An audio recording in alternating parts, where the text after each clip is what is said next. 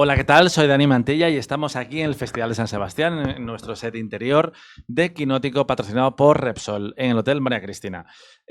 Vamos a hablar de cine con el equipo de Fragmentos, que es una película que se estrena en Made in Spain, y de mí hacia Horacio Alcalá, del director, tenemos a Ase Ortega, a José Luis García Pérez y a Manuel Vega. ¿Cuál es el origen de esta película? Hablo con vosotros dos porque sé, Manuel, que tú también eres productor ejecutivo de la peli y tú eres el director. ¿Cuál es el origen de los Bueno, fragmentos? a mí me llega el guión por parte de Manu, pero es un guión de Frank Arisa y el contexto es que Frank quería contar cosas que le han pasado en la vida. Lo mismo que le sucedió a Manu, y cuando el guión me llega veo que pues en esas frases estoy yo, porque he dicho cosas como esas, porque he estado en esas situaciones.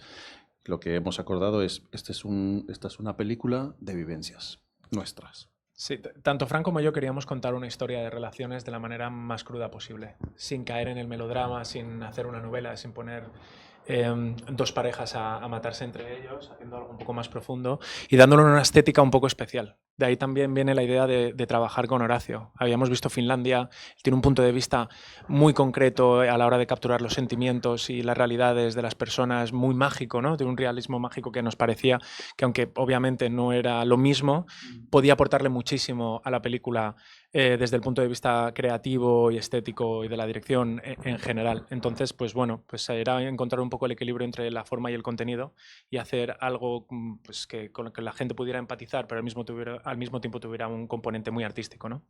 También hay un componente intergeneracional de las dos relaciones, que parece además que están en lugares distintos, pero que igual hay emociones que son más parecidas de lo que parece.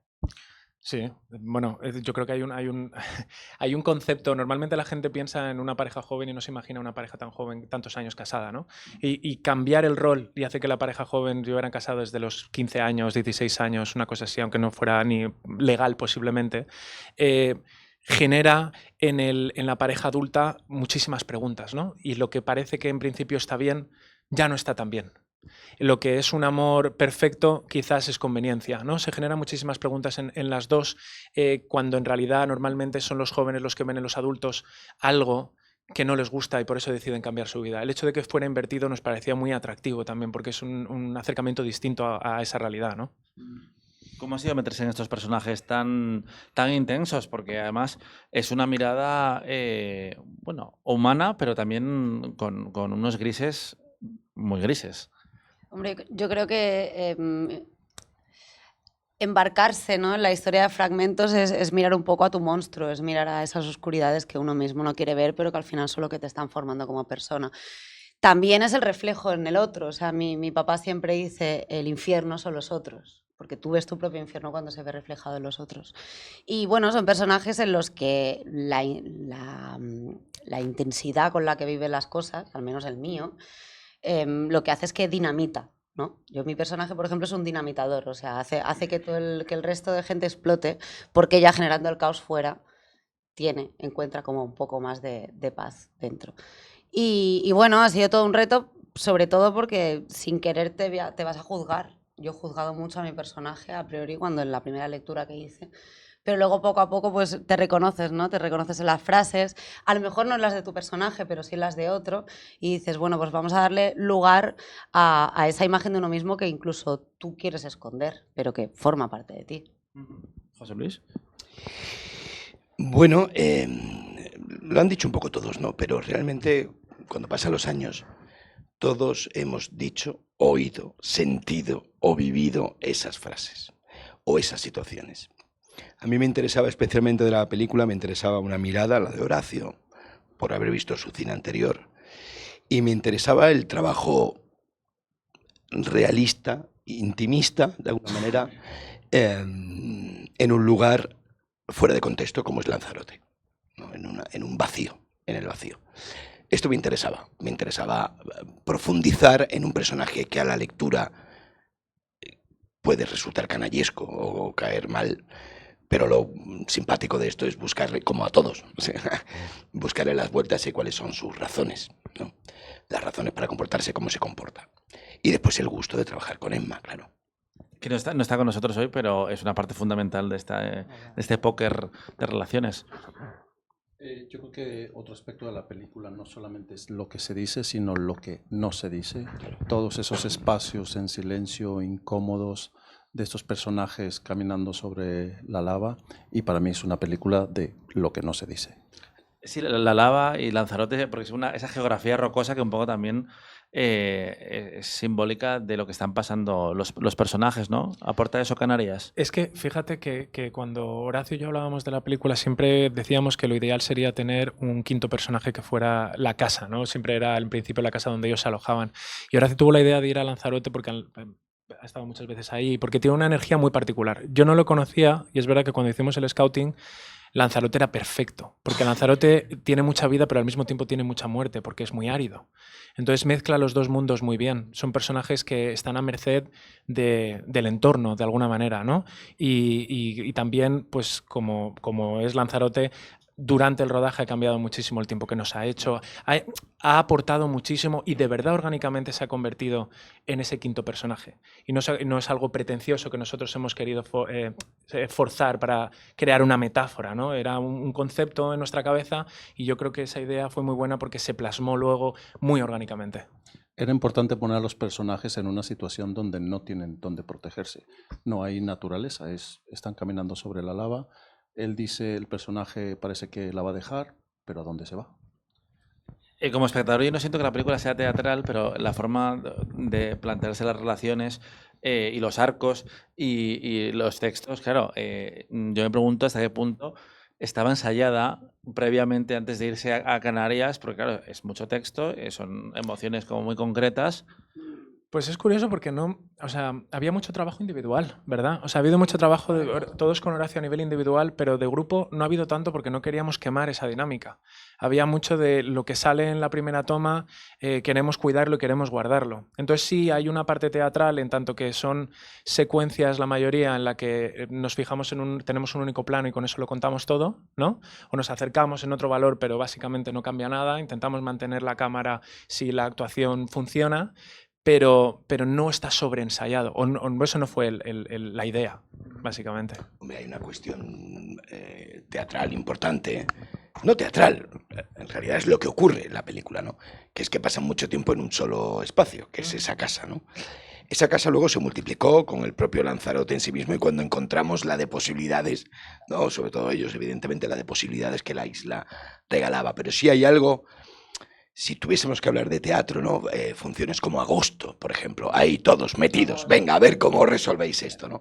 Tiene algo de eso, ¿no? Hay de una especie de realismo sucio americano, de una época muy concreta, donde se escribía de esa forma, encerrando a los personajes para ver cómo salir. En el fondo, filosóficamente hablando sobre esta película, tiene eso, están encerrados en una isla, de ahí no hay salida.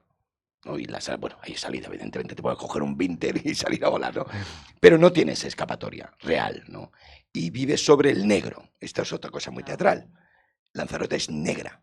Entonces la escenografía ya te marca la cara de los personajes. Y cualquier mínimo elemento con color, ya sea lava o ya sea una planta, esto es un punto de vista muy escenográfico, digamos. También hay un punto que me permito introducir, que creo que en la escena de la comida, que al final es como el corazón de la película, ¿no? Ha habido algo muy valiente, yo ya no digo que sea mío, pero ha habido algo muy valiente lo que hemos invitado al espectador, ¿no? a una intimidad. Y a una intimidad porque tú ves en esa comida que cada uno tiene su idea, que no está escuchando para nada al de al lado, porque tú no eres objetivo, y de repente te das cuenta de que les están saliendo como todas las emociones que incluso ellos mismos quieren tapar ahí.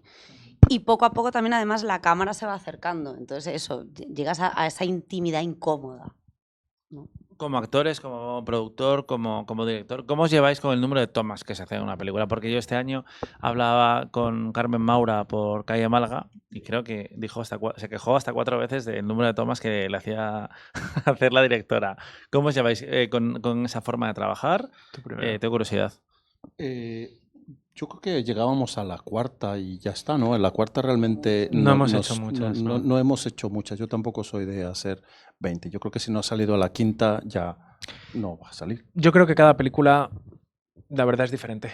Y creo también que en el momento en el que uno está rodando confía en la visión del director. Si el director al final te lleva a hacer 35 tomas, pues quizás hay un desgaste muy grande en ti como actor que tú no llegas a comprender, pero tú la verdad es que no ves toda la película, no estás entendiendo con perspectiva lo que está pasando y a veces aporta. Kubrick lo hacía muchísimo, llegaba a los actores al extremo para sacar cosas increíbles que ellos mismos no reconocían cuando veían, ¿no? Entonces, en esta película sí que es verdad que no hemos hecho tantas tomas, pero yo no tengo ni nada en contra ni nada a favor. Creo que al final uno lo ve y cuando lo ve y está conforme tiene que avanzar. Lo que no puede uno es volver sobre sus pasos para luego cambiarlo, eso sin duda. Hemos rodado en 3 semanas, creo que no nos ha hecho falta tiempo, tampoco nos ha sobrado, hemos llegado justo. Es que depende del producto. O sea, hablo por Claro, ¿qué vamos? experiencia, por edad. Totalmente. Por edad. No sé, yo vengo de rodar una cosa ahora mismo donde hacíamos durante un año una secuencia al día. Ya puede tener 2 octavos, 2 frases o 3 páginas, pero una secuencia al día. Un producto de plataforma, ¿vale? Pero también me he encontrado con situaciones, como lo decía Manu, ¿no? Recuerdo perfectamente con Gracia Querejeta haciendo 7 mesas de billar francés. Que la toma 26, yo no había hecho toma 26 en mi vida y claro, entras en el pánico de lo estoy haciendo mal yo. No, a la 26 me dijo, ahora ya estás suficientemente cansado, toma buena, vámonos. ¿Sabes? Al final cada uno tiene un camino de llegar. Lo que acabo de hacer, que es Berlín, de Netflix, es porque lo técnico es tan sumamente importante, donde cada cosa tiene 7000 planos y es necesario hacerlo así. Luego está la búsqueda como director, de qué quieres encontrar del actor. Y yo creo que en nuestra labor, yo por ejemplo que no voy jamás al combo a ver nada, porque entonces me juzgo y si me juzgo ya vamos mal. Creo que la visión de la directora o del director es la que manda. Si necesita 26, son 26. Si necesita una, pues una. Estupendo, toma única y maravilla para todos, ¿no? Ya en el material promocional de la peli se habla de una relación tóxica, que también lo siento yo así. ¿Qué conversación os gustaría que provocara una película como esta? Además, hoy vais a tener en San Sebastián un coloquio con el público, así que se va a hablar probablemente también de esto. Nosotros no hablamos de relaciones tóxicas, hablamos de personas que al encontrarse se encuentran en una situación difícil. No es que ellos sean tóxicos, sino que esa mezcla los hace ser tóxicos. Tampoco usamos mucho este término. Lo que creemos es que son historias de individuos que al encontrarse con otras personas insisten en llevar a cabo una relación que a lo mejor no tiene futuro, que es el caso de la historia de José Luis con Emma. Yo creo que los personajes son producto de unas circunstancias y lo de calificarlos como tóxicos al final es realizar un juicio sobre algo que identificamos a nivel social, lo vemos como tal, porque es la etiqueta, como nos gusta en esta sociedad etiquetar absolutamente todo lo que vemos, ¿no? Creo que el objetivo con la película, si hubiera alguno con el público, sería generar un debate. Porque yo creo que hay muchísimas personas que van a ver algo en el personaje de Alba o en el personaje de Irene o en el de Benito o en el de Diego completamente distinto a lo que yo, por ejemplo, puedo ver. Y van a empatizar de una manera completamente distinta a la que puede empatizar Asia. Yo creo que esos matices que están en los personajes, en esos silencios, en esas cosas que no se cuentan, ese subtexto, eso es lo interesante. ¿Tóxico o no tóxico? Pues sí, dentro del canon de lo que se considera tóxico en esta relación son relaciones tóxicas. Pero al final yo creo que tiene mucho que ver con las dinámicas de esa persona, ¿no? Es mucho más complejo que eso, mucho más complejo que eso. Sí, yo creo que igual el elemento tóxico es como para llamar la atención, pero luego en el fondo, pues lo que ha dicho Manu y Horacio, es abrir una mesa, como la mesa a la que nuestros personajes transitan, ¿no? Las situaciones que se presentan en la película, abrir ese lugar para pensar, ya fuera de lo tóxico, ¿qué tipo de persona estoy siendo? ¿Estoy siendo un personaje? Igual hay cosas que ya no son coherentes conmigo misma. Igual tendría que revisar ciertos patrones que ya no funcionan. O sea, yo creo que va más por ahí. Lo que pasa es que hoy en día decir tóxico hace que todo el mundo eche el foco ahí, ¿no? Yo creo que es más una manera de apretar al personal. Sí, llega un momento en las relaciones donde si va mal, uno o los dos se convierten en imbéciles. Totalmente. Eso no quiere decir que al principio lo fuesen, pero llega un momento que como no sabes cómo terminar las cosas, como no sabes cómo dar un paso adelante se convierte en un círculo que va creciendo, va creciendo, va creciendo y cada vez eres más imbécil. Y todos los que estamos aquí, vamos, no sé, el que levanta la mano, no, ha sido imbécil o ha sido tratado por una o un imbécil alguna vez. Yo creo también, para matizar un poco, también creo que tiene que ver con la salud mental y la inteligencia emocional, ¿no? Que creo que es mucho más profundo que decir tóxico o no tóxico dentro de una relación, ¿no? Hay personas que no tienen herramientas para enfrentarse a sus propios sentimientos. No te digo, cuando ven en el de enfrente, cosas que no comprenden. Entonces, eso es lo que genera todos estos problemas sociales que tenemos. Da igual si tienes 20 años o si tienes 60 o tienes 90. Al final, las crisis yo creo que se comparten generacionalmente y eso es lo interesante, ¿no? Un poco del conflicto.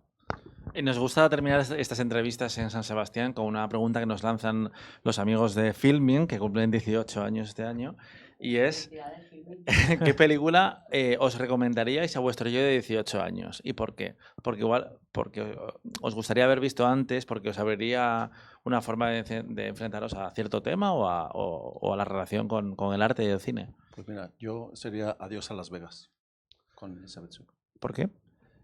Porque es una película sobre la fragilidad humana cuando ya no te queda nada y me hubiese gustado haber entendido este punto mucho antes de cuando lo descubrí. Yo creo que elegiría Los 400 golpes de Truffaut.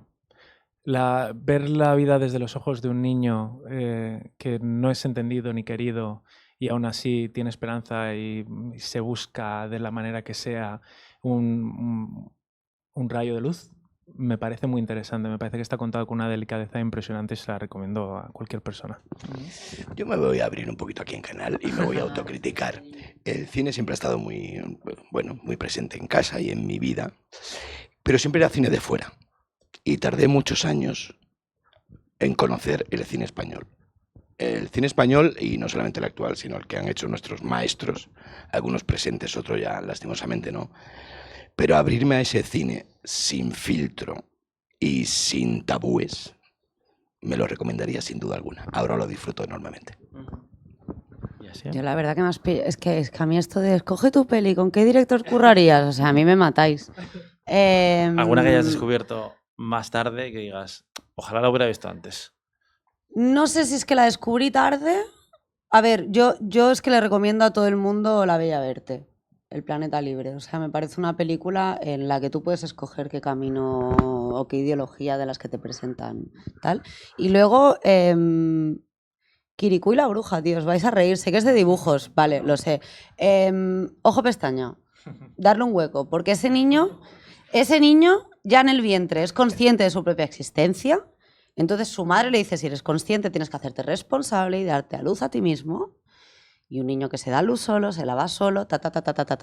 Con todo eso llegamos a una conversación con su abuelo en el que él le pregunta, ¿no? Y va buscando los porqués de los porqués de los porqués. Creo que es una película que si la miras un poquito más allá de lo que es esos dibujitos, ¿no? Ese entretenimiento tiene mucho más peso. A mí es una de las películas que me han marcado desde pequeña. Bueno, este año en San Sebastián se ha visto Little Emily, que es la historia de una niña de 2 años y medio que tiene complejo de Dios y que de repente descubre en ese momento que no es Dios, sino que es solo una niña. Es la primera, la película es la primera se la desconexión. pongo mañana a mi hijo. Mira, Sí. ¿Cómo es? ¿Cómo la puedes repetir? Little Emily, que ha quedado segunda en el voto del público con un 9,13 de media. O sea que está bien, está bien. Muchas gracias, disfrutad de esta presentación en San Sebastián y el 5 de diciembre se estrena en cines Fragmentos. Y nada, vamos todos a comer, que ya es tarde, y seguimos con más entrevistas aquí en este set de Quinótico patrocinado por Repsol. Hasta pronto.